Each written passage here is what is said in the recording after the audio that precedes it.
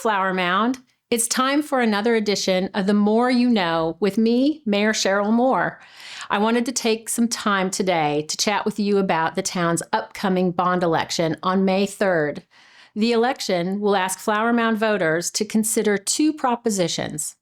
Proposition A would issue $82 million in bonds for park and recreational facilities, including trail systems, parks, and sports fields, and the expansion and renovation of the Community Activity Center.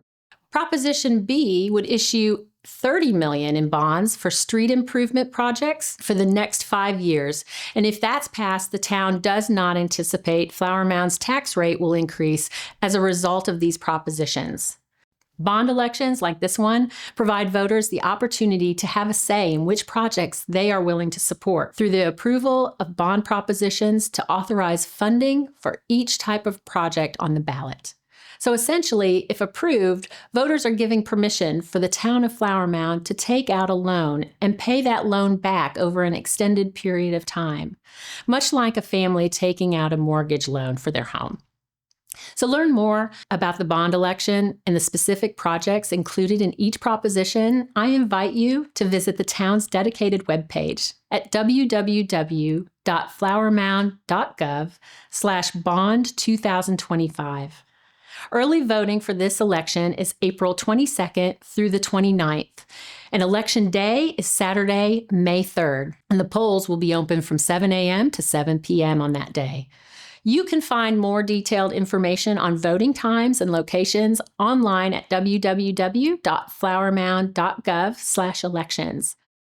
If you don't know, the wonderful staff in Flower Mound's Town Secretary's office work tirelessly to facilitate all our town elections, including this upcoming bond election.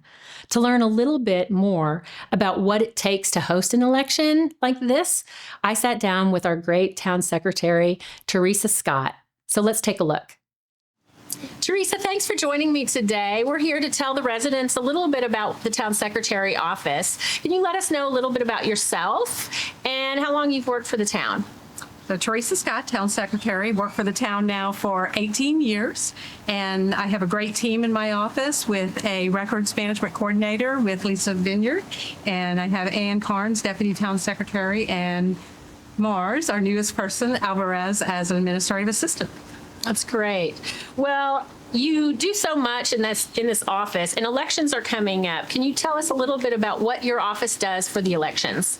Sure. We contract with the counties, both Denton and Tarrant County, and we participate in assisting them with polling locations, setup needs, and we still have a lot of statutory requirements that we need to meet, like posting notices, newspaper publications, validating candidates when they're running for office, and a lot of statutory requirements that go along with that to meet state law. Well, that's great.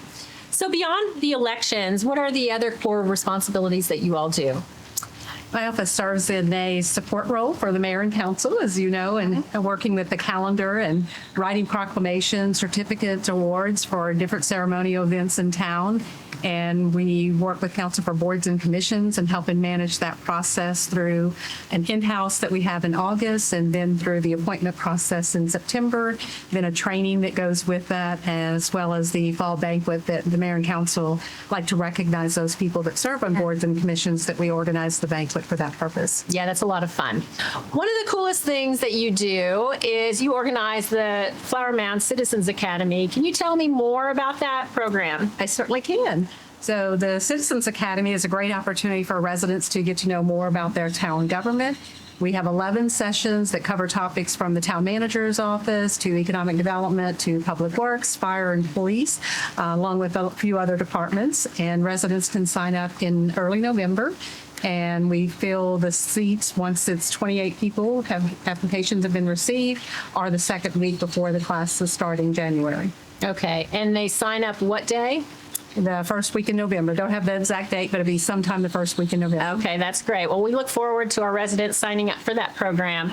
Thank you so much for joining me today and sitting down and explaining what the town secretary office does, because you do so many things. I want to remind everybody to come out and vote. Early elections start April 22nd, and then election day is May 3rd. I look forward to seeing you all out there to vote. Thank you.